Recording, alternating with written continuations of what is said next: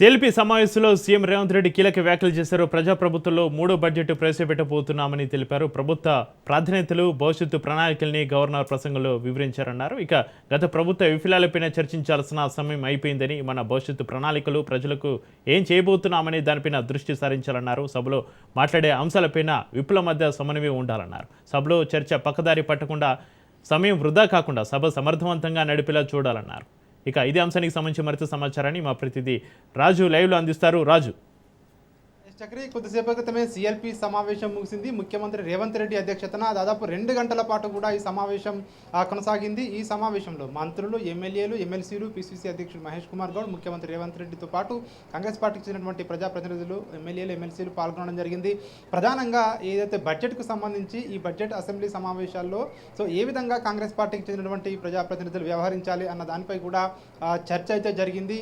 ఇది ప్రజాప్రభుత్వం ఏర్పడిన తర్వాత 3వ బడ్జెట్ ప్రవేశపెట్టబోతా ఉన్నాము. పూర్తిస్థాయి బడ్జెట్ ఈసారి 3వసారి ప్రవేశపెట్టబోతా ఉన్నాం. కాబట్టి ఇన్ని రోజులు కూడా గత ప్రభుత్వ వైఫల్యాలపై ఇన్ని రోజులు మాట్లాడుతూ వచ్చాము, ఇన్ని రోజులు విమర్శలు చేస్తూ వచ్చాము. ఇక గత ప్రభుత్వాన్ని విమర్శించడం కంటే కూడా ఇక మనం రాబోయే రోజుల్లో ఈ 2 సంవత్సరాల పాటు మనకు ప్రజలకు ఏం చేశాము, ఈ రాబోయే 2.5 ఏళ్ల పాటు ఏం చేయబోతా ఉన్నాము అనే దాన్ని ప్రజలకు వివరించాలని చెప్పేసి కూడా ముఖ్యమంత్రి రేవంత్ రెడ్డి అయితే ఈ సమావేశంలో చెప్పడం జరిగింది. ప్రధానంగా ఏదైతే విప్పులు కానివచ్చు, మంత్రులు కానివచ్చు, సరైన సమాచారంతో రావాలని చెప్పి కూడా ఈ సమావేశంలో కోరడం జరిగింది.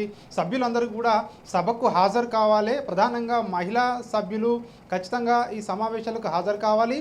హాజరు కావడంతో పాటు చర్చల్లో కూడా పాల్గొనాలి. మహిళల భాగస్వామ్యం ఉంటే ఖచ్చితంగా అర్థవంతమైన చర్చలు జరుగుతాయి, ప్రజా సమస్యలన్నీ కూడా పరిష్కారం అవుతాయని చెప్పి కూడా ముఖ్యమంత్రి రేవంత్ రెడ్డి ఈ సమావేశంలో ఒక దిశానిర్దేశం అయితే చేయడం జరిగింది. అదేవిధంగా గత ప్రభుత్వం ఉన్నప్పుడు ఏదైతే సిఎల్పి నేతగా ఉన్నటువంటి మల్లు భట్టి విక్రమార్క కానివచ్చు, జానారెడ్డి కానివచ్చు, సభలో మాట్లాడే అవకాశం కూడా బీఆర్ఎస్ ప్రభుత్వం ఇవ్వలేదు. సభ నుంచి కాదు, మొత్తం అసలు సమావేశాలకు రాకుండా కూడా సభ్యులను బహిష్కరించినటువంటి పరిస్థితులు గతంలో ఉండే. కానీ ఇప్పుడు అట్లాంటి పరిస్థితులు లేవు అని చెప్పి ముఖ్యమంత్రి రేవంత్ రెడ్డి చెప్పడం జరిగింది. ఇటు ఎమ్మెల్యేలు, ఎమ్మెల్సీలు కూడా ఇతర దేశాలకు వెళ్ళి అక్కడ ఉన్నటువంటి ప్రజా సమస్యలను ఏ విధంగా పరిష్కరించాలి అనే దానిపై కూడా అధ్యయనం చేసి రావాలని చెప్పి కూడా ముఖ్యమంత్రి రేవంత్ రెడ్డి అయితే కోరడం జరిగింది. ప్రధానంగా విప్ల మధ్య సమన్వయం ఉండాలి, ఎమ్మెల్యేలు మంత్రులకు మధ్య సమన్వయం ఉండాలి, మంత్రులకు మధ్య సమన్వయం ఉండాలని చెప్పి కూడా ఈ సమావేశంలో చెప్పడం జరిగింది. బడ్జెట్ సమావేశాలకు సంబంధించి ఎందుకంటే విపక్ష సభ్యులు లేవనెత్తే అంశాలకు సంబంధించి ఇటు ప్రభుత్వం, ఇటు పార్టీ లైన్లోనే స్పందించాలి.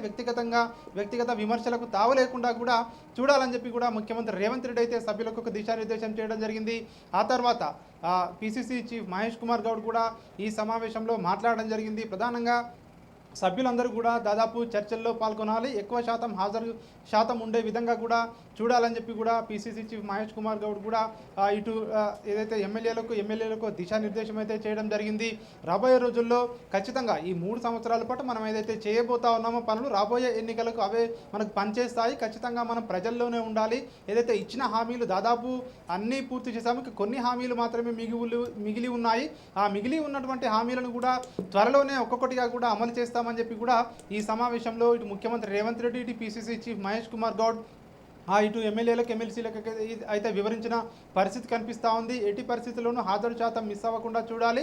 అదేవిధంగా ఈ చర్చల్లో పాల్గొన్నప్పుడు విపక్షాల నుంచి వచ్చే విమర్శలకు ధీటుగా సమాధానం ఇవ్వాలి, ఎక్కడా కూడా సమన్వయ లోపం లేకుండా చూసుకోవాలని చెప్పి కూడా ముఖ్యమంత్రి రేవంత్ రెడ్డి అయితే ఇటు ఎమ్మెల్యేలకు, ఇటు ఎమ్మెల్సీలకు అయితే సూచించిన పరిస్థితి కనిపిస్తూ ఉంది. రేపటి నుంచి ప్రారంభం కాయబోయే ఏదైతే ఈరోజు గవర్నర్ స్పీచ్ ఏదైతే ఉందో, ఈ గవర్నర్ స్పీచ్లో ఈ 2 సంవత్సరాల పాటు కాంగ్రెస్ పార్టీ చేసినటువంటి ఏదైతే అభివృద్ధి సంక్షేమ పథకాలు అన్నీ కూడా దాదాపు కవర్ అయ్యాయి.